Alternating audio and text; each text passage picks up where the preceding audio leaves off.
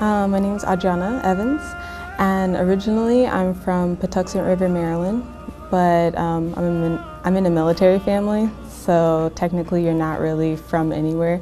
You just hop around to different places, so I just say I'm from San Diego. And I just recently graduated college, so I'm officially an alumni, and part-time on my couch just trying to recover from the semester. So originally I was Church of God in Christ, Kojic, which is basically like, with my friends I say, if you've ever seen any Medea movie, it's basically exactly like that. Very strict by the book. There wasn't really much room for error or kind of like shifting or adding a belief into the church. So basically, I would kind of make a joke with my siblings. It's like a 9-to-5 job, because you would go to the early Sunday morning program, then you would have the regular day church program, and then you would go home for like a break or dinner, and then come back and end up having to go back to the night service, which would end around 8, and then you would have school the next morning. So that was definitely, it was fun, like as a kid, having to like go back and forth all the time, but it was definitely a routine. I remember one day I asked the assistant pastor, because it's not that questions weren't allowed, it was just that if you asked too many questions, you would get kind of pushed off a little bit. So I originally started out in the younger kids class. I think it was around like 13 or so at this time, and that was the age range of the little kids course. And then I asked too many questions, so they moved me to the women's course, and I asked even more questions there, and the assistant pastor actually taught in that course. So when I was asking him certain areas in the Bible where in the Old Testament God said this is allowed, but then in the New Testament there would be an individual that would say no, this is a sin, I was kind of wondering, well, why did it change? Does this person have that kind of authority? And why isn't it like consistent? And when I got brushed off and they kind of made a joke about it, I was kind of like, oh, well, I don't think that's kind of right. Let me look more into it. And that's actually when I first started wearing hijab, because I looked in the New Testament and there was a verse that said either the women shave their heads or they cover. And I didn't think I could pull off the bald look, so I was like, okay, let's just cover. And I definitely got like a lot of questions from people, especially in the church, saying like, oh, like, why are you covering? And then I would show them the Bible verse and they'd be like, oh, okay, well, we don't really like follow that. And I'm like, why are you gonna preach with like a Bible in your hand but then not go verbatim to his teachings? So yeah. So the more I was researching into the Bible, I started finding different verses that would kind of conflict with each other, or the church just wouldn't follow because it just didn't behoove them to. Like for breakfast, we like had bacon all the time, and it made me feel sick as a little kid, so I just didn't eat it. But then I was like, well, in the Bible, it talks about things with a split hoof, and that eats could, like you're not necessarily supposed to eat certain things. And so I was like, well, I want to follow Christianity, but I want to follow it more verbatim to what it's asking me to do. So then that's when I was like, okay, let's go into Orthodox Christianity. And that's where I started doing more of the kneeling in my prayers. And I was pretty much what people would say Catholic, but I saw it as Orthodox Christianity, and then I just kept on the scarf. After that, I went to community college because I had graduated from high school. And excuse me, when I ended up going into community college, it was full of a variety of Muslims from different ethnicities and cultures. And I was like, why does everybody keep saying Assalamu alaikum to me? Because I did not know what it meant. I didn't know how to respond. And they would get insulted. I wouldn't say anything back. So I'd just be like, hello. And they started saying, oh, like, you're Christian. We don't see a lot of individuals covering. Did you know that Muslims also cover? But in our church, being Muslim wasn't like a good thing, because there were sermons saying, oh, they pray to Muhammad like we pray to Jesus. Muhammad's a god to them, so don't even go near a mosque. So that was like a big thing in our family that you just didn't do. And when my friends started talking to me, I was just like, oh, well, it kind of like sparked kind of like a match. Like, hey, like, let's look into things. You're in college, you might as well just add to the list of books you're reading. And then that's when my friend gave me a book called Misguided.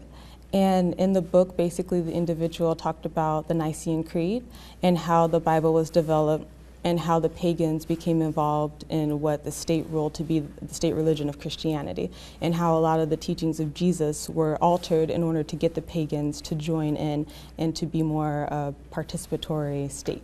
So it was definitely whenever they talked about people that when it gets to Christians, they wanted to make it more current with the times, and Muslims were in the news, so they were saying, you know, Fox News has it right, so pay attention to them, which definitely don't even watch them anymore. And when I would hear just negative things, I was like, aren't we supposed to be like uplifting towards other people? And then when I found out that Islam was part of the Abrahamic religions, I did some reading on it, and my friend also told me that. It just kind of like made me interested in like, okay, what's this all about? Because there's too many commonalities, especially the individual that was telling me about it.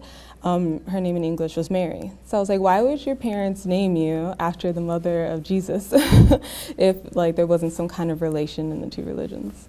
My journey to becoming Muslim was mainly through the reading, through the book Misguided, and just seeing it laid out what Christianity was about and what Judaism was about. Because I pretty much at that time was like, well, I don't necessarily want to I don't want to be agnostic. I would rather have like a religion to follow, and it's pretty much going to be one of the three like Abrahamic religions. And Judaism and like some of the different sects, they don't believe in like Jesus being a prophet. And that was a really big thing for me, because even though I wasn't necessarily going to keep being a Christian, like Jesus was a big, played a huge part for me. So I wanted to make sure he was incorporated, his teachings were incorporated. And then when I found out that Muhammad, peace be upon him, was inspired by like the teachings of Jesus and the prophets before him, peace be upon them all, I was like, wow, that's actually like a beautiful thing that he developed a religion and a way to practice life that didn't take away from any of the prophets. It added to them, and it made sure that their message wasn't lost in a new political realm. It was definitely difficult once I decided, hey, Islam might be a thing in my life, especially within the Black community, because Muslims are the primary thing that a lot of Black communities know is Nation of Islam. And they're like, okay, that was a movement, it's not really a religion. So then when you hear about Sunni and Shia Muslims, they're just like, okay, they have no relation in my life. And so when I would be around them and covered in scarves saying, hey, I'm interested in Islam, it was just kind of like, well, you should rethink that if you still want to be known as an African American in this community. So that was kind of hard, especially when it came to like family. I actually had an interesting instance where I was at my grandfather's funeral, and I had a family member to come up to me and say, unless you want to be in hell, we advise you to change your religion because there's nothing good about it, and I want you to like lay in peace where your grandfather's laying in peace. And at that moment, like, I felt very upset, but something just kind of came over me, and I told them thank you, and they were kind of confused, like, why are you thanking me? And I was like, even though you're coming at me with negativity, like, it's coming from a place in your heart where you think is good, and I thank you for wanting to pray for me and wanting to care for me, and just kind of show me, regardless of whether or not people agree with you, to come at them in a peaceful manner, because it doesn't behoove anybody to like combat negativity with negativity. I'm a big person where if I don't think that I can follow through on something, I won't commit. So I started practicing being a Muslim for about half a year, and I was already going to the lectures, to different like women's programs on campus and off and at the mosque. And then eventually my friend was like, do you just want to take your Shahada? And I completely forgot, because I was like, I'm already Muslim, I already say the Shahada like in my prayers and du'as and everything. And then I was like, okay, yeah, sure. And I actually took my Shahada in a Sunni mosque, which was really interesting because of where I'm at now, and seeing like how things were in the past. It's kind of interesting to see the growth that's happened. I feel like a lot of times things happen for me to have like an awakening or enlightenment through other people. I was riding in a vehicle with my friend, and I was talking about Muhammad Ali because I love boxing, MMA, all that. And she didn't hear the Muhammad part. She heard Ali, and I was like, you know, great example for individuals. You know, we should definitely incorporate him into like our lives and his thoughts and things like that. And she was like, what are you talking about? She was like, well, girl, I don't know where you're getting your information from, but I need you to be careful. And I was just like, you don't like Muhammad Ali? And she was like, oh, no, I thought you said Ali. I thought you meant like what the devil worshippers do. And I was like, wait, what do you mean? And they're like, oh, they hit themselves, they harm themselves, they pray to Ali, they basically make a mockery of Islam. She's like, make sure you don't follow those people. And in that instance, just hearing like the words that she said, I was like, wow, that sounds a lot like the sermons in church when they were bashing another ideology. So I was like, okay, I'm gonna look into them. And then I kept researching and researching, and of course I had a lot of Muslim friends at that time, so I asked one of them, oh, do you know about like these Shia people? And she was like, yeah, I'm Shia, and it was a separate friend. And I was like, okay, can you give me like basically the down low, like what's going on? Why do Sunnis hate you? Because I just hear nothing but negativity. And then she started to just let me know, hey, like this is what I believe in, this is what we do. And then it became questions like, oh, why do Shias cry during certain events? Why do they feel this way or that way? And the thing I love about her, and this is like my best friend now, she definitely encourages me not to follow what other people are saying. So she would tell me, oh, we do these things and there's so much benefits in them, but then she would leave it at that. She wouldn't say, you should do it, or I'm bringing you here. And not to bash any of my Sunni friends, but a lot of times, like, that's what would happen. It wouldn't really be something I wanted to do or of my will. It was more of what they were wanting me to do. Like the first time I prayed, like with the congregation, was because one of my friends was forcing me to, and I felt very uncomfortable because I was just like, what? She's like, but you'll get blessings for it, it's good.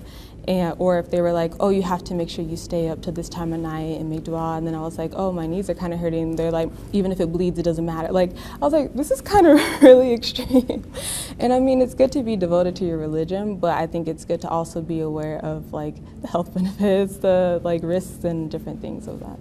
So a main reason as to why I became Shia was one day I was just going through YouTube, just researching into Shias, and I came across Dr. Amar's lectures.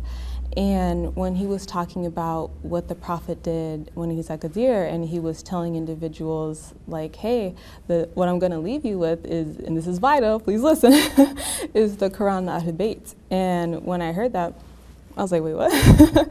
Because all the Sunnis are like, it's Sunnah, you follow Sunnah, everything like that. So first thing I did was I paused it, and in the lecture, it's about like an hour or so long, but really beneficial. He tells you where to look, and I went online, and because they had an online copy of it, and it said the Quran and the Ahl Bayt. And I was like, oh my gosh. And at that moment, I messaged my friend. I was like, by the way, I think I'm going to be a Shia from now on. And not only that, but just knowing that the Prophet's family, peace be upon them all, are so important to Prophet Muhammad's just whole like existence. Like he left behind something so precious, and for us to not even consider remembering them or following them as an example, or just forgetting them because you're afraid you might be labeled as something, I think that's one, dangerous, and two, it's ignorant, because you follow a prophet but yet you won't follow his family that was also righteous. Dr. Amar was also associated with some things from like the Ahl Bayt, so TV, so that kind of led me into that. And on days when I was in college and I was just kind of over the whole political thing that was going on and just the climate and classes and tests, I was like, I just need something to take my mind off. And then I would go to the documentary page on like Ahl Bayt TV or to the archives and things like that. And it was just like a getaway to just become more knowledgeable, and it would kind of, I don't know if this makes sense, but it just kind of calmed my soul, because I was just like, I'm so wrapped up in this world, but this kind of brings me back to like solid ground where it's like, hey, like, yeah, life is tough, but here's some people who went through harder things so you can get through it. I think I officially became a Shia, I would say about a year ago. So it's been a while. After I became Shia, in terms of the individuals I hung out with that were Sunni, in the beginning, I just kind of didn't tell them. It wasn't that I was hiding anything, because if anything, I was proud about it, but I didn't know how they would react. And we do a lot of collective things on campus together, so I need everybody in a good frame of mind. But once I started to bring like the torba to pray on, I would definitely get a lot of looks, or if I went to go pray, people would kind of move their rugs over, and I was just like, okay, you need space, that's fine. But at the same time, it made me more humble in being a Shia, because I was like, again, regardless of like what others do, like follow what you know is right. So there was that. In the Shia community, I actually experienced nothing but like love from people. Some shock once they see that I'm African American, because they're just like, well, that's kind of weird, but part of my ancestry is I'm Nigerian, so I'm like, that's not like foreign to them. There's a lot of Shia Muslims, and so when I let them know that, it kind of makes them more knowledgeable, because they're like, hey, first we didn't know there were darker skin like Shias, and also, hey, like there's also different places across the world that they are, and this is just another reason to like unite and have a better, stronger community. In terms of different places to go where there's lots of like Shia events, I would just definitely say the Imam Ali Center, like you were saying, for the Noor Collective. And there's also a place, like I'm in tune with military bases, so there's one in Miramar, off Miramar Road, literally across the street from the military base. And it's actually pretty cool because it's a Sunni program in the morning, and then it's a Shia program later on. And I believe they speak English. I know it's primarily Farsi, but it's a good mix between the two.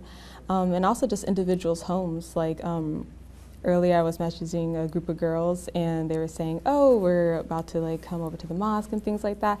And we call ourselves the Wednesday night group, basically. And that's because like on Wednesday nights you can go and like just meet up with them and just speak about your concerns and just feel comfortable. So that really gave me a sense of community. Within the Shia community, I think it's important not to, I don't want to say judge, but to perceive a person before you know things about them. Because I know a lot of times some people will see me and they'll just go to pray and won't ask me because they think I'm Sunni. I'm like, oh no, I'm Shia. And they're like, oh, grab your rug.